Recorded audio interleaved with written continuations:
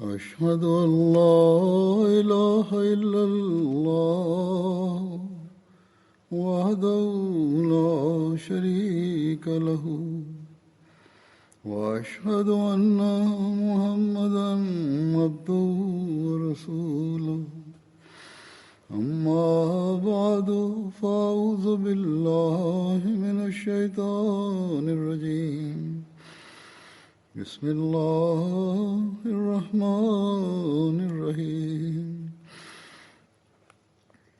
الحمد لله رب العالمين الرحمن الرحيم مالك يوم الدين إياك نعبد وإياك نستعين اهدنا الصراط المستقيم صراط الذين أنعمت عليهم غير المغضوب عليهم ولا الضالين.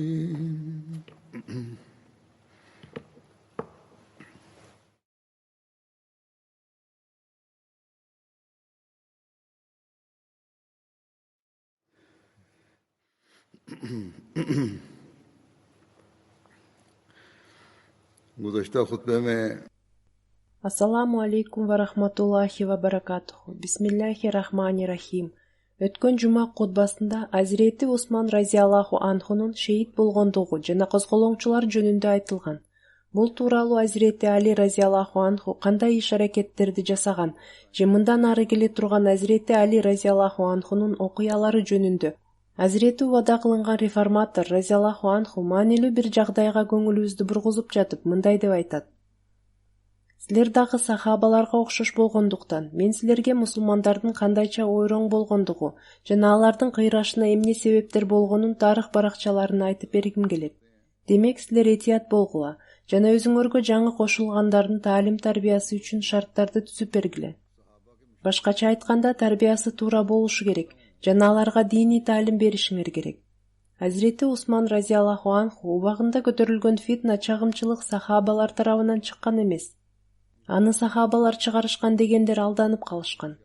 Азирети Али разияллаху анхуга каршы да, Азирети Муавия разияллаху анхуга каршы да көптөгөн сахабалардын турганына шек күмөн жок.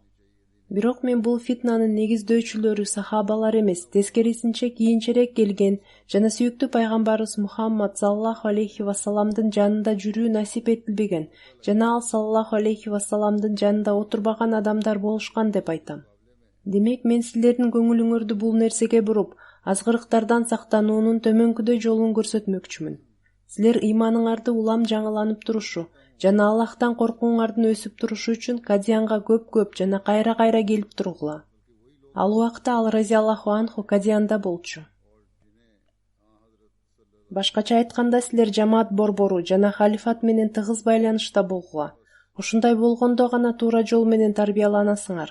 Азыркы мезгилде Алла Таала бизге МТА телеканалын берген.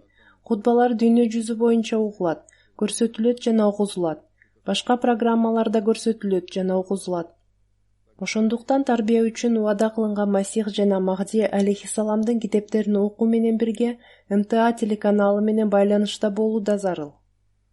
Ошентип халифат менен алакаңар калыптанып, күчөп жана өркүндөй берүү үчүн айрыкча жума кутбаларымды МТА телеканалы аркылуу угуп тургула.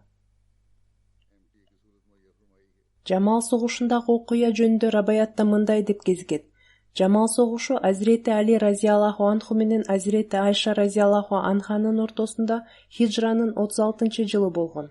Азирети Айша разияллаху анха менен бирге Азирети Талха разияллаху анху жана Азирети Зубайр разияллаху анху дагы болушкан. Азирети Айша разияллаху анха согуш талаасында бир төө минип жүргөндүктөн ал Жамал согушу наамы менен белгилүү. Азирети Айша разияллаху анха ажылык ибадатын аткаруу үчүн Меккеге барган болчу. Ал ошол жерде жүргөн мезгилде эле Азирети Усман разияллаху анхунун шейит болгондугу тууралуу кабар келген.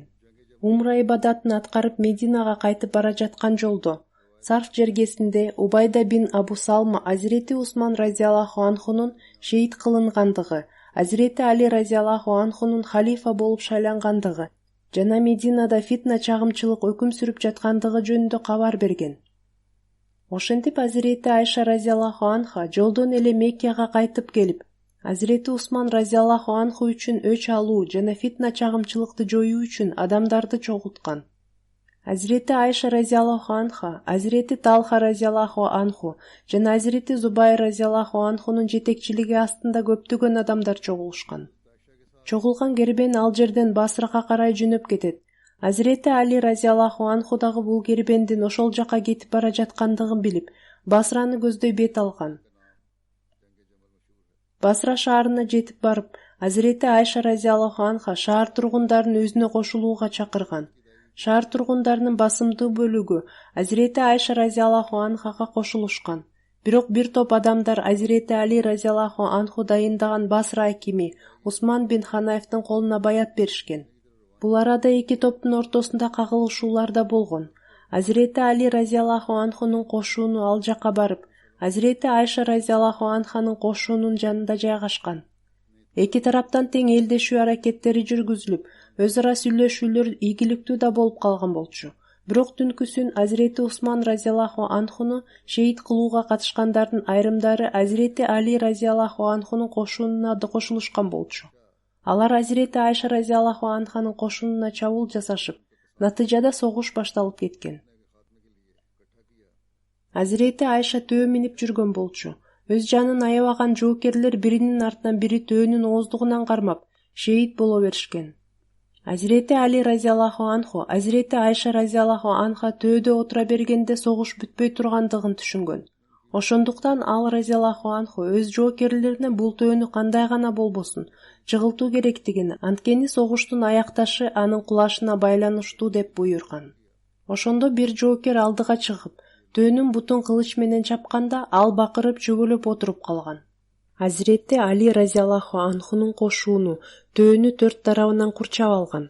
Азирети Айша разияллаху анханын төөсү кулаганда жамал ээлери тарап кетишкен.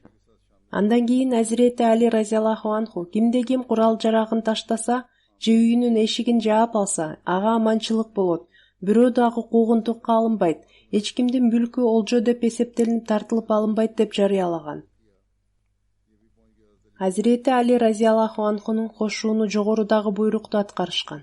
Азирети Зубайр бин Авам разияллаху анху менен Азирети Талха разияллаху анху ушул эле согушта шейит болушкан. Бул маалыматтын бир бөлүгү Ибни Асири жазган тарых китебинен кыскартылып алынды. Азирети убада кылынган Масих жана Махди алейхиссаламдын экинчи халифасы разияллаху анху бул тууралуу мындай деп айтат.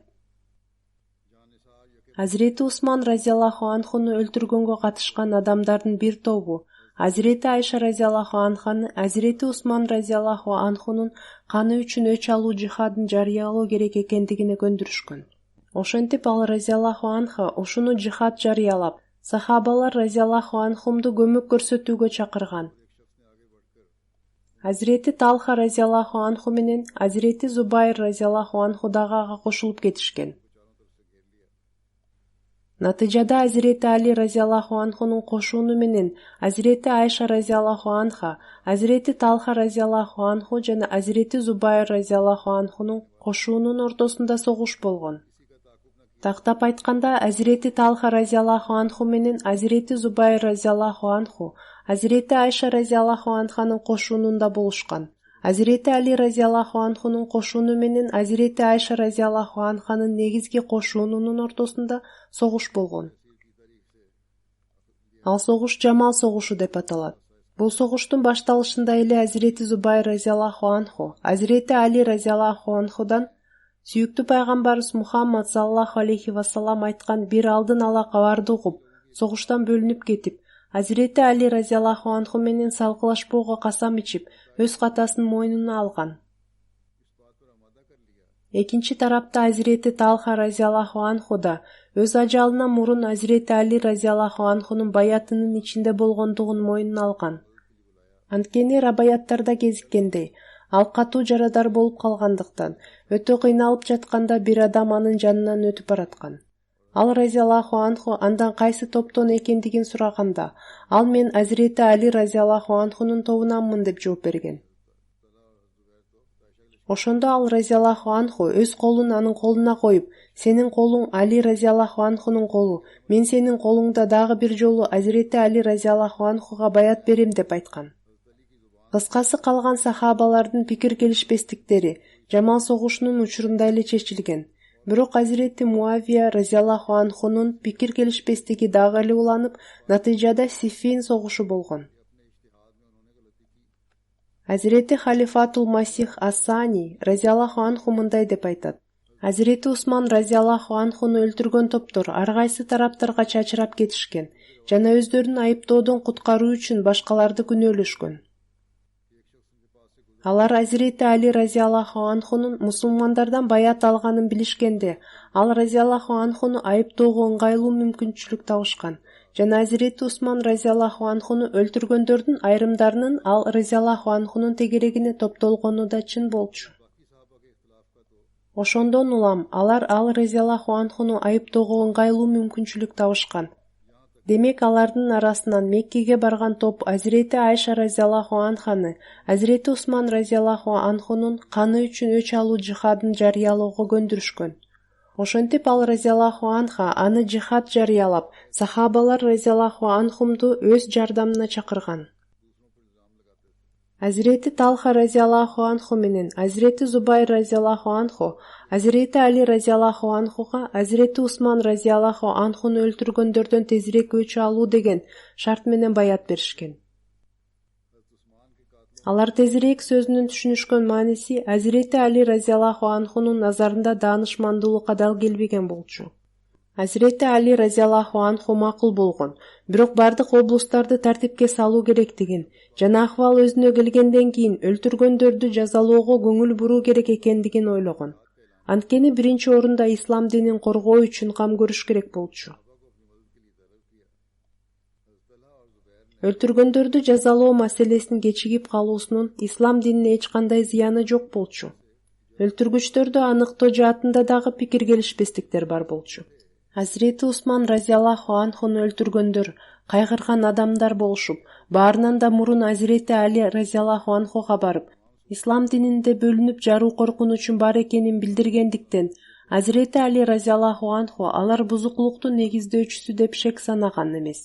Ал эми башка адамдар алардан күмөн санашкан. Ушул пикир келишпестиктен улам Талха разиялаху анху менен Зубайр разиялаху анху Азирети Али разиялаху анху өз убадасынан артка кайтып жатат деп ойлошкон. Анткени алар бир шарт менен баят беришкен жана алардын пикири боюнча Азирети Али разиялаху анху ал шартты аткарган эмес. Ошон үчүн алар шарият жагынан өздөрүн баят жоопкерчилигинен бошогон деп эсептешкен. Анан Азирети Айша разиялаху анханын кулактандыруусу аларга жеткенде, алар дагы кошулуп, Басраны көздөй чогуу жөнөшкөн. Басрада акими элди алар менен жолугушууга жол берген эмес, бирок адамдар Талха разиялаху анху менен Зубайр разиялаху анхуну мажбур болушуп, аргасыздык жана шарттуу түрдө Азирети Али разиялаху анхуга баят беришкендигин билгенден кийин, адамдардын көпчүлүгү ал разиялаху анхага кошулуп кетишкен. Азирети Али разиялаху анхуга ушул кошуун жөнүндө кабар түшкөндө, ал разиялаху анху да бир кошуунду даярдап, Басраны көздөй жөнөгөн. Басрага жетип баргандан кийин ал разиялаху анху бир адамды Азирети Айша разиялаху анха, Азирети Талха разиялаху анху жана Азирети Зубайр разиялаху анхуга жиберген. Ал киши алгач Азирети Айша разиялаху анханын алдына келип, силердин ой ниетиңер кандай деп сураган. Ал разиялаху анха биз оңолууну гана каалайбыз деп жооп кайтарган. Андан кийин ал киши Азирети Талха разиялаху анху менен Азирети Зубайр разиялаху анхуну чакыртып, алардан силер дагы ушул эле максатта согушка даяр болдуңарбы деп сураган. Алар ооба деп жооп кайтарышкан. Башкача айтканда оңолууну гана каалайбыз. Ал киши мындай деген: эгер силер оңолууну кааласаңар, анда силер тандаган жолуңар ага дал келбейт. Ал башаламандыкты гана жаратат. Өлкөдөгү азыркы кырдаал ушундай: эгер бир адамды өлтүрсөңөр, миңдеген адамдар аны колдоп чыгышат. Алар менен күрөшө турган болсоңор, андан да көп адамдар аларга жардам берүү үчүн чыгышат. Демек, оңолуу үчүн биринчиден өлкөнү ынтымак жана биримдиктин жибине байлап, андан кийин козголоңчуларды жазалоо керек. Антпесе ушул башаламандыкта кимдир бирөөнү жазалоо бул өлкөдө фитна чагымчылыкка жол ачуу деген. А дегенде өкмөт түзүлүп, ал өзү жазалайт. Башкача айтканда, бийлик орногондон кийин ал бийлик өзү жаза берет. Бул сөздөрдү угуп алар: эгер Азирети Али разияллаху анхунун ушул эле максаты болсо, анда ал келсин, биз аны менен жолугушууга даярбыз дешкен. Ошондо ал киши Азирети Али разияллаху анхуга кабар берип, эки тараптын өкүлдөрү өз ара жолугушуп, согушуу дурус эмес, элдешүү керек деген чечимге келишкен. Бул кабар сабайларга, башкача айтканда Азирети Усман разияллаху анхунун киши колдуу болгонуна катышкан Абдулла бин Сабанын жамаатына жеткенде, алар коркуп кетишет жана алардын бир тобу кеңешүү үчүн жашыруун жолугушат. Кеңешкенден кийин алар мындай дешкен: мусулмандардын жарашуусу биз үчүн өтө зыяндуу болот. Мусулмандар өз ара согуша беришкенде гана биз Азирети Усман разияллаху анхунун киши колдуу болуп өлтүрүлгөн жазасынан кутула алабыз. Эгерде жарашуудан кийин тынчтык болуп калса, анда бара турган жерибиз калбай калат. Ошондуктан кандай гана болбосун тынчтыкка эч жол берилбеши керек деген чечимге келишет. Бул арада Азирети Али разияллаху анху да жетип барат. Жана ал жерге келгенден кийин эртеси күнү ал разияллаху анху менен Азирети Зубайр разияллаху анхунун жолугушуусу болуп өтөт. Жолугушуунун жүрүшүндө Азирети Али разияллаху анху: силер менен согушуу үчүн кошуунду даярдадыңар, бирок Алланын алдында коюу үчүн кандайдыр бир шылтоону да даярдадыңарбы? Эмнеге силер ушунчалык чоң курманчылык кылып, кызмат кылып келген исламыңарды өз колуңар менен жок кылууга аракет кылып жатасыңар? Мен силердин тууганыңар эмесминби? Эмне үчүн мурун бири-биринин канын төгүү арам деп эсептелинет? Эми адал болуп калганбы? Эгер мен исламга кандайдыр бир жаңылык киргизген болсом, анда башка кеп эле. Кандайдыр бир жаңы нерсе да киргизилбегенден кийин ушул күрөшүүнүн эмне себеби бар деп сураган. Ошондо Азирети Зубайр разияллаху анхунун жанында болгон Азирети Талха разияллаху анху: сиз Азирети Усман разияллаху анхуну өлтүрүүгө элди тукургансыз деп айткан. Азирети Али разияллаху анху: мен Азирети Усман разияллаху анхуну өлтүргөнгө катышкан адамдарга наалат айтам деген. Андан кийин Азирети Али разияллаху анху Азирети Зубайр разияллаху анхуга кайрылып, сүйүктүү пайгамбарыбыз Мухаммад саллаллаху алейхи вассаламдын: Аллага касам, сен Али менен согушасың жана сен залимдерден болосуң дегенин эсиңиздеби деп сураган. Бул сөздөрдү угуп Азирети Зубайр разияллаху анху өз кошунуна кайтып келип, Азирети Али разияллаху анху менен эч качан согушпоосу тууралуу касам ичкен жана өз чечиминде жаңылышканын мойнуна алган. Кошунда бул кабар тараганда бардыгы эми согуш болбойт, тескерисинче жарашуу болот деп сүйүнүшкөн.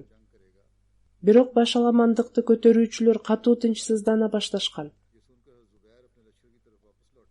Алар тынчсыздана башташкан жана түн киргенде жарашууга тоскоолдук кылуу үчүн төмөнкүдөй бир иш планды түзүшкөн. Алардын арасынан Азирети Али разияллаху анхунун кошунуна кошулгандар Азирети Айша, Азирети Талха жана Азирети Зубайр разияллаху анхумдун кошунуна түнкүсүн кол салышкан. Ал эми экинчи кошуундагылар, башкача айтканда Азирети Айша разияллаху анханын кошунуна кошулган чагымчылар Азирети Али разияллаху анхунун кошунуна кол салышкан.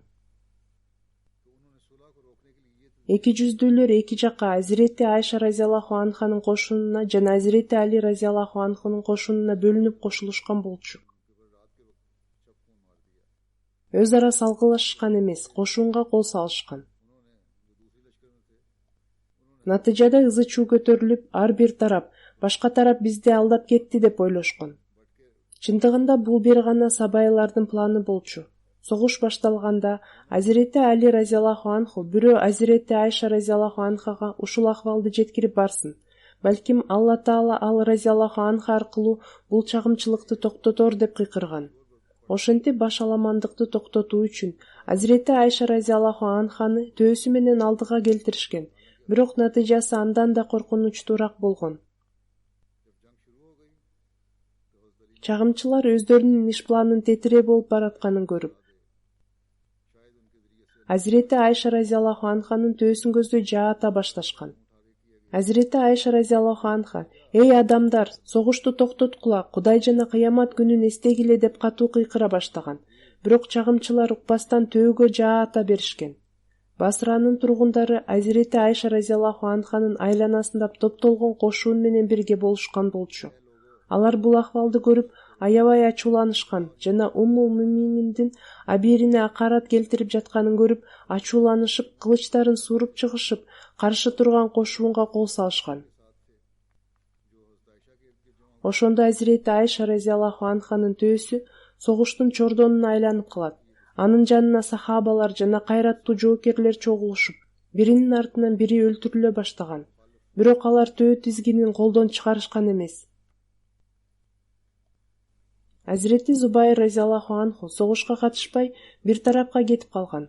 Бирок бактысыз бир адам ал разияллаху анхунун артынан барып намаз окуп жатканында аны шейит кылган. Азирети Талха разияллаху анху согуш талаасында эн башчылардын колунан өлтүрүлгөн. Согуш күчөп кеткенде Азирети Айша разияллаху анха ортодон чыгарылмайынча согуш токтобой тургандыгын көргөн адамдардын кээ бирлери төөнүн буттарынан кесип, төөнүн жамынчынын чечип жерге коюшкан. Ошондо гана согуш токтогон. Бул окуяны көрүп Азирети Али разияллаху анхунун жүзү ачуулангандан кызарып кеткен. Бирок болуп өткөн окуяны болтурбай коюуга эч нерсе кыла албай калган. Согуш аяктаганда өлтүрүлгөндөрдүн арасынан Азирети Талха разияллаху анхунун сөөгү табылганда Азирети Али разияллаху анху катуу кайгырган. Ушул окуялардын баарынан сахабалардын бул согушка такыр тиешеси жоктугу, бирок бул эң баштыкта Азирети Усман разияллаху анхуну өлтүргөндөр эле кылгандыгы жана Азирети Талха менен Азирети Зубайр разияллаху анхуманын Азирети Али разияллаху анхунун баятынын ичинде эле болуп көз жумгандыгы белгилүү болот. Анткени алар өз ой ниеттеринен кайтып, Азирети Али разияллаху анхуну колдоо чечимине келишкен, бирок кээ бир эң башчыларынын колунан өлтүрүлгөн. Азирети Али разияллаху анху аларды өлтүрүлгөндөргө наалат айткан.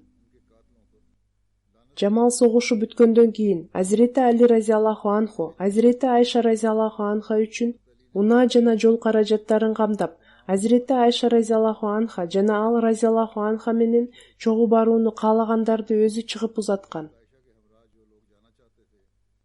Азирети Айша разияллаху анха кетмекчи болгон күнү Азирети Али разияллаху анху Азирети Айша разияллаху анханын жанына келип, ага таазим кылган. Бардык адамдардын көзүнчө Азирети Айша разияллаху анха элдин алдына чыгып: «Эй менин уулдарым, биз бири-бирибизди кыйнап жана акылсыздык кылып, бири-бирибизди капа кылдык. Келечекте ушул пикир келишпестиктердин айынан эч бир адам башка бирөөгө адилетсиздик кылбасын. Аллага касам, Али экөөбүздүн ортобузда башынан бери эркек адам менен кайын журтунун ортосунда болгондой пикир келишпестиктен башка эч кандай пикир келишпестик болгон эмес. Башкача айтканда майда-чүйдө пикир келишпестиктер гана. Азирети Али разияллаху анху менин жакшылыктарымдын куралы деп айткан. Азирети Али разияллаху анху: «Эй адамдар, Азирети Айша жакшы жана туура сөз айтты. Азирети Айша экөөбүздүн ортобузда ушул гана пикир келишпестик болгон. Азирети Айша разияллаху анха ушул дүйнөдө жана акыретте силердин пайгамбарыңар саллаллаху алейхи вассаламдын ыйык жубайы» деп сүйлөгөн. Азирети Али разияллаху анху Азирети Айша разияллаху анханы узатуу үчүн бир топ чакырымдарга чейин чогуу барган. Азирети Али разияллаху анху өз уулдарына Азирети Айша разияллаху анха менен чогуу барып, бир күндөн кийин кайтып келүүгө буйруган. Жогоруда мен окуган үзүндү Табри китебинен алынган. Азирети убада кылынган реформатор разияллаху анху мындай деп айтат: Азирети Талха разияллаху анху сүйүктүү пайгамбарыбыз Мухаммад саллаллаху алейхи вассаламдан кийин да жашаган. Азирети Усман разияллаху анху шейит болгондон кийин мусулмандардын ортосунда пикир келишпестик пайда болуп, бир жамаат Азирети Усман разияллаху анхуну өлтүргөндөрдөн өч алуубуз керек дешкен. Бул топтун башчылары Азирети Талха, Азирети Зубайр жана Азирети Айша разияллаху анхум эле. Экинчи топ болсо азыр мусулмандар бөлүнүп жарууга кабылышкан. Адамдын өлүмү адатта болгон бир нерсе. Адегенде ислам дининин салтанаты жана улуулугу орношу үчүн мусулмандарды бириктирүүбүз зарыл. Андан кийин биз Азирети Усман разияллаху анхуну өлтүргөндөрдөн өч алабыз дешкен. Бул топтун башчысы Азирети Али разияллаху анху болчу. Бул пикир келишпестик ушунча күчөп кетип, Азирети Талха, Азирети Зубайр жана Азирети Айша разияллаху анхум Али Азирети Усман разияллаху анхуну шейит кылгандарды баш калкалоону каалайт деп айыпташкан. Ал эми Азирети Али разияллаху анху дароо өч алуу керек дегендер өздөрүнүн жеке кызыкчылыктарын исламдан жогору коюшат. Алар исламдын пайдасын көздөшпөйт деп айыптаган. Башкача айтканда пикир келишпестик өз чегинен чыгып, өз ара согуш да башталып калган. Мындай согушта Азирети Айша разияллаху анха кошунду жетектеген. Ал разияллаху анха төө минип жүрүп, адамдарды башкарган.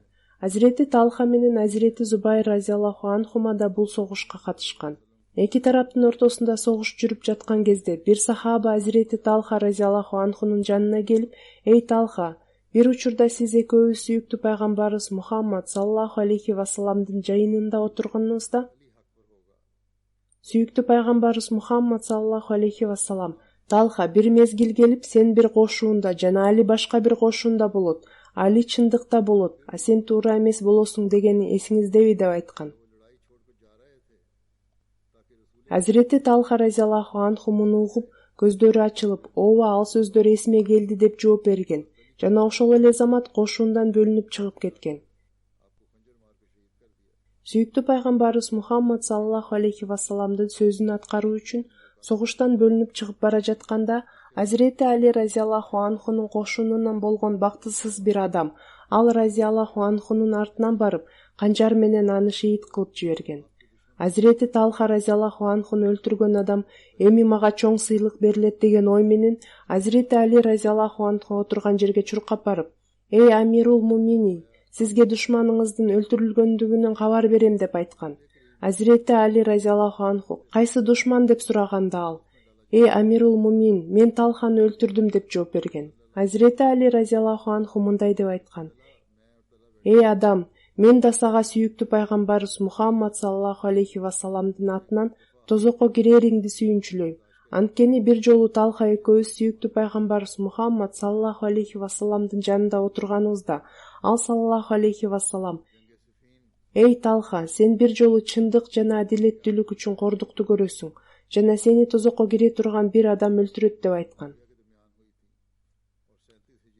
Анан Сиффин согушу болгон. Анын окуяларында төмөндөгүдөй деп жазылган. Бул согуш Азирети Али разияллаху анху жана Азирети Амир Муавиянын ортосунда хижранын 37-жылы болгон. Сиффин бул Сирия менен Ирактын ортосундагы бир жер. Азирети Али разияллаху анху Куфадан кошуунун алып жөнөп, Сиффин жергесине жеткенде Сириянын кошуунун Амир Муавиянын жетекчилиги астында эчак эле жайгашып алып, Ефрат дарыясынын жээгин ээлеп алгандыгын көргөн. Азирети Али разияллаху анху аларга: "Биз согушууга эмес, тескерисинче Амир Муавия менен көйгөйлөрдү чечүү үчүн келгенбиз" деп ишендирген. Бирок Амир Муавия элдешүүгө макул болгон эмес. Сириялык кошуунун Азирети Али разияллаху анхунун кошуунун Ефрат дарыясынан суу алууга тыюу салган. Бул абалды көрүп, Азирети Али разияллаху анху өз аскерин кол салууга буйрук берген. Ошентип Азирети Али разияллаху анхунун аскерлери сириялык аскердин мизин кайтарып, ийгилик менен дарыяга жетип алышкан. Азирети Али разияллаху анху сириялыктарды Ефрат дарыясынан суу алууга ачык эле уруксат берген. Сириялыктар Азирети Али разияллаху анхуга суу алуудан тыюу салган, бирок ал разияллаху анху дарыяны ээлеп алгандан кийин суу алууга аларды тыйган эмес, тескерисинче уруксаат берген. Амир Муавия Азирети Али разияллаху анхудан Азирети Усман разияллаху анхунун өлтүргүчтөрүн аларга тапшыруусун катуу талап кылган. Бир жолу согуштун башталып калуу коркунучу пайда болуп калганда, эки тараптагы тынчтыкты орнуштуруучулар аны токтотуп калышкан. Согуш 37-хижранын Сафар айында башталган. Согушка чейин майда-барат согуштар болуп турган, бирок эки тарап тең согуштун кыйраткыч кесепеттеринен корккондуктан согуштан алыс болууга аракет кылышкан. Тынчтыктын бардык мүмкүнчүлүктөрүн сактап калуу үчүн эки тарап ыйык айларда убактылуу элдешүүгө макулдашкан, бирок бул иш-чара да ийгиликтүү болгон эмес. Ошентип Сафар айынын башталышында кайрадан расмий түрдө согуш жарыяланган. Бир мөөнөткө чейин согуш кандайдыр бир чечкиндүү жыйынтык бербегенден кийин Амир Муавиянын кайраттуулугу жоголо баштаган. Ушул кооптуу кырдаалда Азирети Амар бин Аас разияллаху анху ага ыйык Курандын нускаларын найзалардын башына байлап, чечим ушул китепке ылайык кабыл алынышы керек деп айтыңыз деген кеңеш берген. Демек дал ушундай кылынган. Натыйжада Азирети Али разияллаху анхунун жолдоочуларынын ортосунда пикир келишпестик пайда болгон. Алардын басымдуу бөлүгү Алладан чечим чыгаруусун сурануу өтүнүчүн четке кагууга болбойт деп айтышкан. Ошентип Азирети Али разияллаху анху эң алдыңкы саптагы топту чакыртып алгандан кийин согуш токтогон. Азирети Али разияллаху анхунун кошуунун көпчүлүгү Амир Муавиянын эки тарап тең өзүнүн өкүм чыгаруучусун тандап, ушул эки өкүм чыгаруучу биргеликте Курани Каримдин көрсөтмөсүнө ылайык кандайдыр бир чечимге келиши керек деген сунушуна макул болушкан.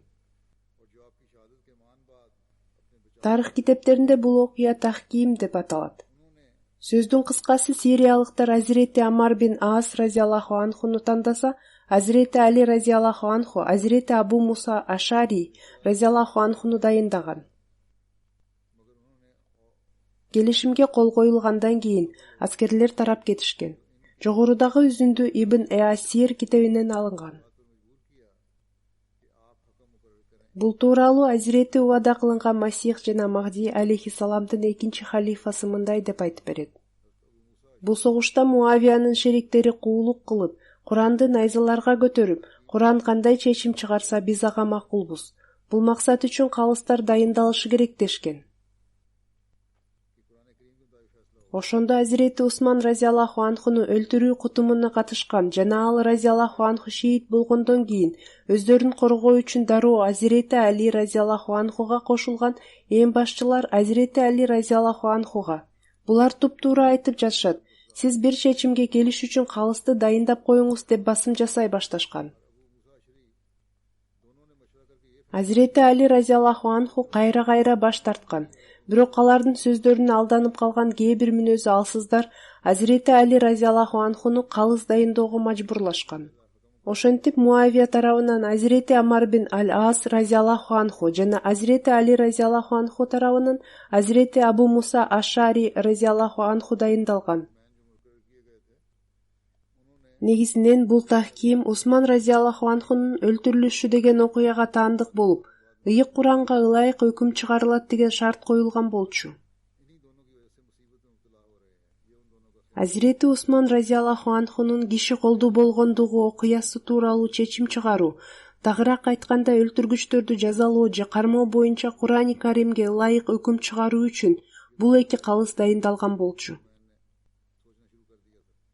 Бирок Амар бин Аль-Ас разияллаху анху жана Абу Муса Ашари разияллаху анху өз ара кеңешип, алгач биз экөөнү тең, башкача айтканда Азирети Али разияллаху анху жана Азирети Муавия разияллаху анхуну амирликтен бошотсок жакшы болот деген чечимге келишкен. Тахким башкача айтканда калыстар Азирети Усман разияллаху анхунун өлтүрүлүшү жөнүндө чечим чыгаруу үчүн гана дайындалган болчу. Бирок дайындалган калыстардын экөөсү тең, алгач экөөнү тең бошотуу керек, андан кийин сүйлөшүүлөр жүргүзүлөт деген чечимге келишкен. Себеби ушул экөөнүн айынан бардык мусулмандар бале кырсыктарга кабылышууда. Бул ал экөөсүнүн жеке ою болчу. Бул экөө бийликтен алынгандан кийин мусулмандарга өзүлөрү каалаган адамды халифа кылып алуулары үчүн көз карансыздык берилет деп ойлошкон. Бирок алар мындай ишке дайындалбаган болчу. Бул эки калыс ойлой баштаган нерсе таптакыр туура эмес болчу, анткени алар ушул ишке дайындалган да эмес эле. Ошентсе да ал экөө бул чечимди жарыялоо үчүн ачык чогулуш өткөрүп, Азирети Амар бин Аль-Ас разияллаху анху, Азирети Абу Муса Ашари разияллаху анхуга кайрылып, биринчи сиз өз чечимиңизди жарыялаңыз, андан кийин мен жарыялайм деген. Ошентип Азирети Абу Муса, мен Азирети Али разияллаху анхуну халифалыктан кетирем деп жарыялаган. Андан кийин Азирети Амар бин Аль-Ас разияллаху анху ордунан туруп, Абу Муса разияллаху анху Азирети Али разияллаху анхуну кызматынан алып салды. Мен да анын пикирине кошулуп, Азирети Али разияллаху анхуну халифалыктан кетирем, бирок Муавияны кызматынан кетирбей, өз ордуна калгандыгын тастыктайм деген. Убада кылынган реформатор разияллаху анху мындай деп жазат. Азирети Амар бин Аль-Ас разияллаху анху өзү абдан таква адам болгон. Бирок ошол убакытта эмне себептен мындай чечим чыгаргандыгы жөнүндө талкуу жүргүзүүнү каалабайм. Ал ошол мезгилде жакшы адам экендигине карабастан, ал бирөөнүн сөзүнө кирип кеткенби же эмне болгон? Бул өзүнчө бир тема болуп, ага киришүүнү каалабайм. Бирок эмне болгон болсо дагы анын чечими туура эмес болгон. Бул чечимден кийин Азирети Муавиянын шериктери, калыстар Али разияллаху анхунун ордуна Муавия разияллаху анхунун пайдасына чечим чыгарышты жана бул туура болду дешкен. Бирок Азирети Али разияллаху анху ушул чечимди кабыл алуудан баш тарткан жана калыстар ушул ишке дайындалган эмес эле жана алардын чечими Курандын эч бир буйругуна негизделбейт деп айткан.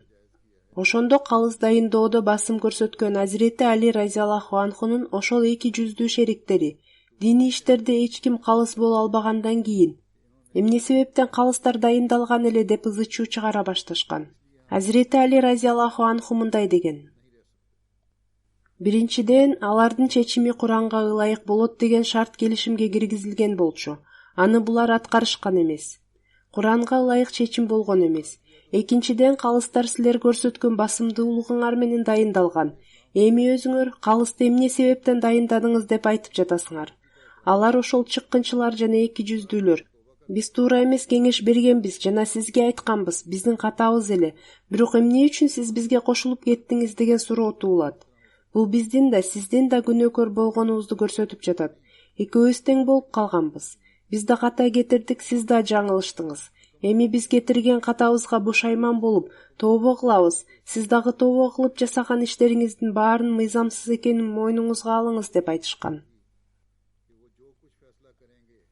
Алардын максаты эгер Али разияллаху анху баш тартса, анда алар: сиз исламга каршы иш кылдыңыз.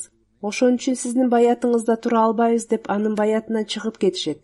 Ал эми эгер ал разияллаху анху катасын мойнуна алып, тообо кылам десе, анда ошондо дагы анын халифаты жараксыз болуп калат. Анткени мындай чоң күнөө кылган адам кантип халифа боло алат? Азирети Али разияллаху анху бул сөздөрдү угуп, мен эч кандай ката кетирген жокмун. Мен кайсы маселе боюнча бирөөнү калыс кылып дайындаган болсом, ал нерсе ислам өкүмүнө ылайык. Анткени ал маселе боюнча бирөөнү калыс кылып дайындаса болот. Бирок мен калысты дайындап жатканымда алар Куран жана хадис менен кандай чечим чыгарышса да, аны кабыл кылам, болбосо кабыл кылбайм деген ачык айкын шартты койгон элем. Мен бул чечимди эч кандай шартта кабыл албайм. Алар ошол шартты эсине сактабагандыктан жана кандай максатта дайындалган болсо, ал тууралуу эч кандай чечим чыгарылбагандыктан алардын чечими мен үчүн далил эмес деген. Бирок алар Азирети Али разияллаху анхунун бул жүйөсүн кабыл алышкан эмес жана баяттан бөлүнүп Хаварич, Хариджиттер деп аталып алышкан. Алар халифага баш ийүү шарт эмес. Кандайдыр бир иш көпчүлүк мусулмандардын чечимине ылайык аткарылат. Анткени кандайдыр бир адамды баш ийүүгө татыктуу инсан деп кабыл алуу ла хукма илла лилах деген буйрукка каршы келет деген акыйданы жаратып алышкан. Нахраван согушу хижранын 38-жылы болгон. Нахраван бул Багдад менен Васиттин ортосунда жайгашкан. Бул жерде Азирети Али разияллаху анху менен Хаваричтин ортосунда согуш болгон. Ибн Асир тарыхында мындай деп жазылган: Сифин согушундагы көйгөйлөрдү жөнгө салуу үчүн Азирети Абу Муса аль-Ашари разияллаху анху Азирети Али разияллаху анху тарабынан, ал эми Амар ибн аль-Ас разияллаху анху Амир Муавия разияллаху анху тарабынан калыс болуп дайындалган. Тарых баракчаларында бул окуяны тахким дешет. Тахким маселеси боюнча Азирети Али разияллаху анхунун кошунунан бир топ адамдар ал разияллаху анху менен макул болбой, баш көтөрүп бөлүнүп кетишип, Хаварич деп аталышкан. Бул хариджиттер тахкимди күнөө деп жарыялап, Азирети Али разияллаху анхудан тообо кылууну жана халифалыктан кетүүнү талап кылышканда, ал разияллаху анху толугу менен баш тарткан. Эмне үчүн баш тарткандыгы жөнүндө жогоруда түшүндүрмө берилген. Азирети Али разияллаху анху Амир Муавия разияллаху анхуга каршы Сирияга карай илгерилөөгө камданып жатканда, хариджиттер баш аламандык уюштура башташкан. Алар Абдуллах ибн Вахабты өздөрүнө имам кылып, Куфадан Нахраванга жөнөшкөн. Хариджиттер Басрада дагы өз аскерлерин топтошкон. Алар кийинчерээк Нахраванга барып, Абдуллах бин Вахабтын аскерлерине кошулушкан. Пайгамбарыбыз саллаллаху алейхи вассаламдын сахабасы Абдуллах ибн Хабаб разияллаху анхуну Азирети Али разияллаху анхунун тарапкери болгондугу үчүн өлтүрүшүп, кош бойлуу аялынын карынын жарып, аны да өтө мыкаачылык менен өлтүрүшкөн жана тай уруусунан чыккан 3 аялды да өлтүрүшкөн. Ушул кабарлар Азирети Али разияллаху анхуга жеткенде, ал разияллаху анху Хариз бин Муррахты элчи кылып териштирүүгө жөнөткөн. Хариджиттер аны да өлтүрүшкөн. Бул абалды көрүп Азирети Али разияллаху анху Сирияга баруу ниетинен баш тартып, Сирияга даярдап койгон 65 миңдей аскер менен хариджиттерге каршы согушууга чыккан. Нахраван жерине жеткенде хариджиттерди элдешүүгө чакырып, Азирети Абу Аюб Ансари разияллаху анхуга байрак берип, анын баш калкалоочу жайына ким келсе, ага каршы согуш кылынбайт деп жарыялаган. Бул кулактандырууну угуп 4000 кишилик хариджиттердин жүзү Азирети Али разияллаху анхуга кошулуп, көп сандаган адамдар Куфага кайтып кетишкен. Абдулла бин Вахаб хариджидин жетекчилиги астында 1800 адам гана алдыга чыгып, Азирети Али разияллаху анхунун 65 миң аскеринен турган кошун менен согуш болуп, анда бардык хариджиттер өлтүрүлгөн. Бир рабаят боюнча 10 чакка да жетпеген Астандагы хариджиттер аман калган. Азирети Али разияллаху анхунун аскеринен 7 киши шейит болгон. Азирети Амрах бин Абдуррахман Азирети Али разияллаху анху Басрага жөнөгөндө, пайгамбарыбыз саллаллаху алейхи вассаламдын жубайы Азирети Умми Салма разияллаху анханын алдына коштошуу жолугушуусуна келгенин айткан. Ал разияллаху анха Аллах Тааланын коргоосу астында баргыла. Башкача айтканда Азирети Али разияллаху анхуга Аллах Тааланын коргоосунда баруусун айткан. Кудайга ант болсун, сиз туура жолдосуз жана чындык сиз тарапта. Пайгамбарыбыз саллаллаху алейхи вассалам бизге үйлөрүбүздө калууну буйрган. Ошондуктан мен Аллага жана анын элчиси саллаллаху алейхи вассаламга баш ийбестиктен коркпосом, мен да сиз менен бармакмын. Бирок Аллага ант болсун, менин назарымда баарынан абзел жана мен үчүн менин жаныман да кымбат болгон улуу Мумарды сиз менен кошо жиберемин деп айткан. Кандай болсо дагы бул баян бүтө элек. Кудай буйрса кийинки жумада да уланат. Бүгүнкү күндө дагы мен Пакистан менен Алжирдеги Ахмадилер үчүн дуа кылууңарды чакыргым келет. Алжирден жакшы жаңылык келди.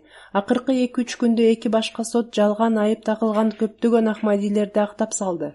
Аллах Таала ушул адилеттүү сотторго сыйлык берип, калган администрацияга жана сот тутумуна да Ахмадилерге каршы жалган иштерди козгоп жаткандарга каршы адилеттүүлүк менен иштөө мүмкүнчүлүгүн берсин. Пакистандагы акыйкаттыктан тайып, ыйгарым укуктарынын кыянаттык менен пайдаланып жаткан айрым офицерлерге жана сотторго да Аллах Таала жүрөктөрүндөгү жек көрүүчүлүктү жана кара ниеттикти алып чыгып, маселени карап чыгууга күч-кубат берсин. Аллах Тааланын тагдырында бешенесине оңолуу жазылбаган адамдарды тез арада кармасын жана Пакистанда дагы Ахмадилер үчүн тынчтык жана бейпилдик шарттарын жаратсын. Пакистандык Ахмадилер Пакистанда турган Ахмадилер нафл намаздарды жана дуага өзгөчө басым жасоолору керек. Бул дуаларда Рабби куллу шайин хадимука, Рабби фахвазни вансурни вархамни деген дуаны көп окугула. Аллахума инна наджалука фи нухурихим ва наузубика мин шурурихим деген дуаны да көп окугула. Истигфарга да көңүл бургула. Дуруд жана салаватка да көңүл бургула. Бүгүнкү күндө ал абдан керек. Жогоруда мен айткандай нафыл намазын да окугула. Аллахым аларга да күч кубат берсин жана ал жердеги абалды да тез арада оңдосун. Бүгүнкү күндө да намаздан кийин айрым жаназаларды окутам. Алардын биринчиси Хайрпурдун тургуну урматтуу Аббас бин Абдул Кадир Сахиб Шахид мырзанын жубайы, урматтуу Хумда Аббас айымдыкы. Ал Алла Тааланын тагдырына ылайык 29 декабрында 91 жаш курагында көз жумган. Инна лиллахи ва инна илайхи раджиун. Анын атасы доктор Мухаммад Ибрахим мырза Кинг Эдвард медициналык колледжинде окуп жүргөндө 1926 жылы өзүнүн бир Ахмади курсташынан таасирленип, аялы менен бирге Азирети убада кылынган реформатор разияллаху анхунун колуна баят берип, Ахмадиятты кабыл алган. Ал Хумда айым 1951 жылы май айында Лахордо Азирети убада кылынган Масих жана Махди алейхиссаламдын сахабасы Азирети Маулана Абдул Маджид Сахиб разияллаху анхунун небереси жана Азирети Халифатул Масих экинчи разияллаху анхунун жубайы Азирети Саида Сара Бегам айымдын агасы профессор Абдул Кадир мырзанын уулу болгон профессор Аббас бин Абдул Кадир мырзага турмушка чыккан. 1974 жылы күйөөсү профессор Абдул Кадир мырза Хайрпур шаарында шейит болгондо ал аябай кайраттуулук көрсөтүп сабыр кылган жана Аллах Тааланын каалоосуна ыраазы болгон. Күйөөсү шейит болгондугуна байланыштуу анын Ахмади эмес бир бөлөсү көңүл айтуу катында Аббас абдан жакшы киши болгон, бирок туура жолдо акыркы сапарына кетсе экен деп тилейм деп жазган. Ошондо Хумда айым ага жолдошум өз өмүрүн берген жол туура, хидаят жолу экендиги менен мен сыймыктанам деп жооп жазган. Андан кийин Хумда айымдын мектеп кезинде жакын досу Шафик айым болгон. Ал күтүлбөгөндөн Пакистандын генералы Зия Уль Хак мырзанын аялы болуп калган. Бир жолу ал Зия Уль Хактын аялы жолдошун президент болгондон кийин бардыгы мени көргөнү келишти, бирок Хумда келбей койду деген. Хумда айым бул жөнүндө билгенден кийин мен сүйүктүү имамым Азирети убада кылынган Масих жана Махди алейхиссалам менен анын жамаатына душман болгон адамдын жубайы менен жолугушууга менин эч каалоом жок деп айткан. Анын эч качан аны менен жолуккан эмес. Ал эсепсиз артыкчылыктарга ээ, тазалыкты өтө жакшы көргөн, сылык, адептүү, абдан такыба жана ыкластуу аял болгон. Ал калтырбай намаз окуп, орозо кармачу, балдарын да буга адаттандырган. Чандаларын төлөөдө шашылчу. Ал ар дайым кайрымдуулук иштерин жасоого даяр болчу. Рамазан айында ал көптөгөн адамдар үчүн үйүндө күн сайын ооз ачтырууну уюштурчу. Халифат менен тыгыз байланышта болуп катуу сүйүүсү бар эле. Ал мага өз колу менен үзгүлтүксүз кат жазып турчу. Ал Азирети убада кылынган Масих жана Махди алейхиссаламдын китептерин көп окучу жана өмүрүнүн акырына чейин жамааттын башка китептерин жана Аль-Фазл газетасын окуп турган. 2006 жылы анын кичүү кызы доктор Амира 2 баласы менен жол кырсыгынан каза болгон. Ушул жоготууга чоң кайраттуулукту жана үлгүлүү сабырдуулукту көрсөткөн. Бардык тууган тушкандары жана тааныш билиштери аны эсепсиз артыкчылыктарынан улам аны жакшы көрүшчү. Ахмади эмес туугандары дагы аны аябай жакшы көрүшчү. Анын артында калгандардын арасында АКШда, Канадада жана Норвегияда жашаган 3 кызы жана 2 уулу бар. Алла Таала алардын бардыгына, анын балдарына жана тукумдарына ал жасаган жакшылыктардын улантуусуна күч кубат берсин. Маркумдун даражаларын көтөрсүн. Кийинки жаназа 13 ноябрында 70 жаш курагында көз жумган ирактык Ризван Саид Наими мырзаныкы. Инна лиллахи ва инна илайхи раджиун. Анын уулу Мустафа Наими мырза мындай деп жазат: Менин атам түшүндө өзүн Саид Абдул Кадир Джилани Сахибдин жанында жана ал киши өз бут кийимин атама бергенин көргөн. Саид Абдул Кадир Джиланидин бут кийимин кийип алууга даражам бар беле деп атам аны алуудан тартынган. Бирок Саид Абдул Кадир Джиланидин кыстоосу менен атам бут кийимин кийип алган. Анан Азирети Саид Абдул Кадир Джилани бир киши жана анын жамаатын көрсөтүп, атама аларга кошулууну буйрган. Андан кийин Ризван Наими мырза Азирети пайгамбарыбыз саллаллаху алейхи вассаламды түшүндө көргөн.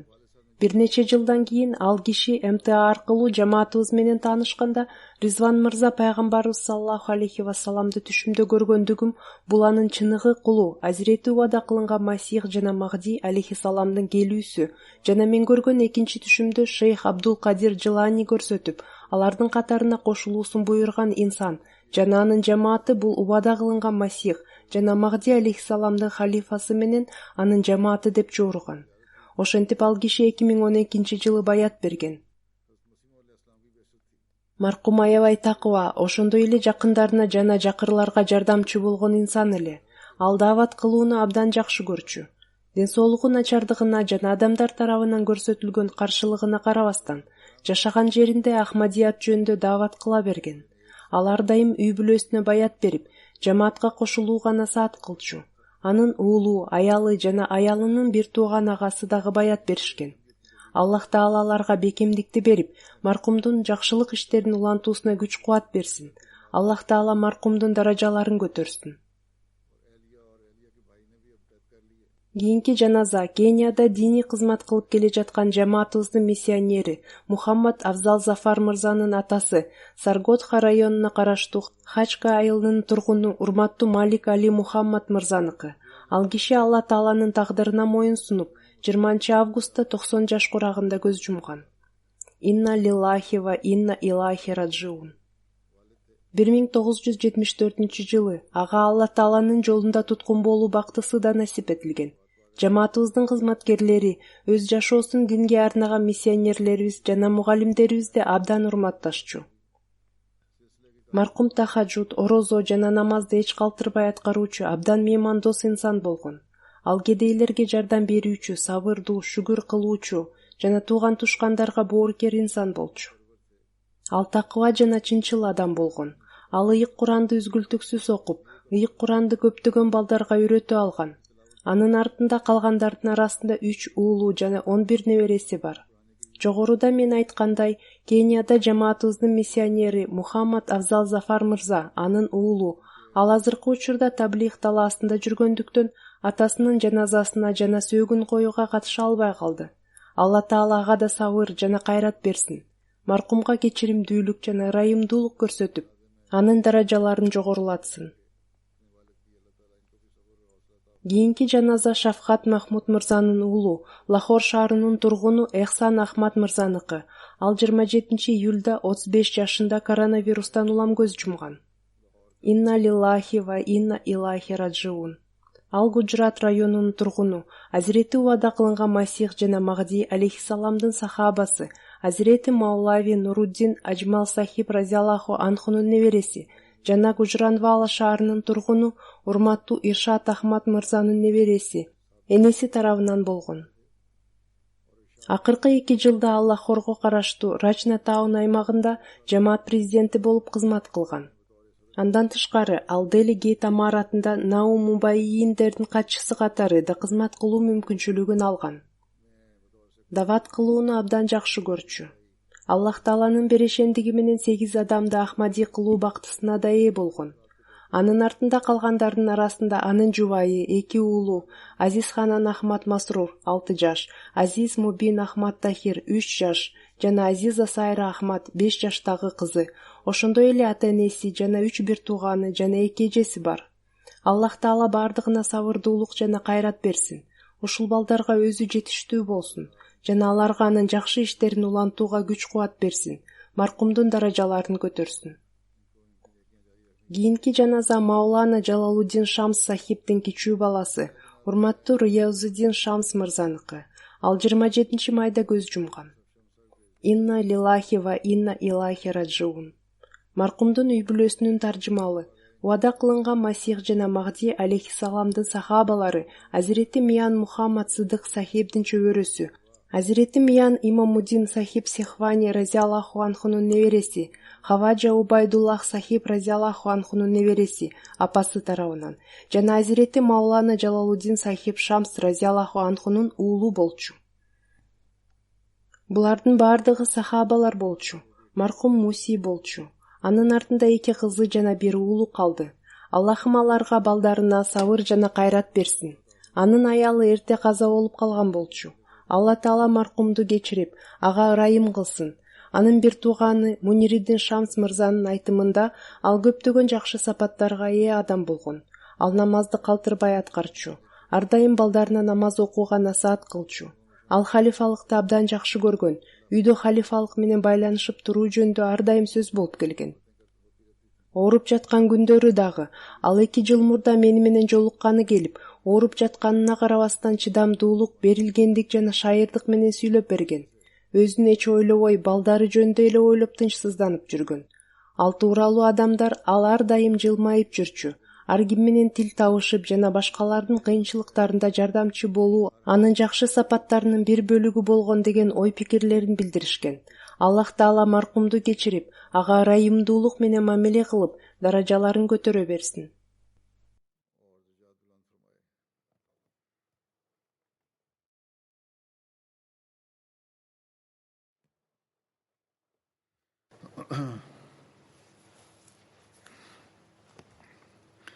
الحمد لله نحمده ونستعينه ونستغفره ونؤمن به ونتوكل عليه ونعوذ بالله من شرور أنفسنا ومن سيئات أعمالنا من يهده الله فلا مضل له ومن يضلله فلا هادي له ونشهد أن لا إله إلا الله ونشهد أن محمدا عبده ورسوله عباد الله رحمكم الله إن الله يأمر بالعدل والإحسان وإيتاء ذي القربى وينهى عن الفحشاء والمنكر والبغي يعظكم لعلكم تذكرون اذكروا الله يذكركم وادعوه يستجب لكم ولذكر الله أكبر.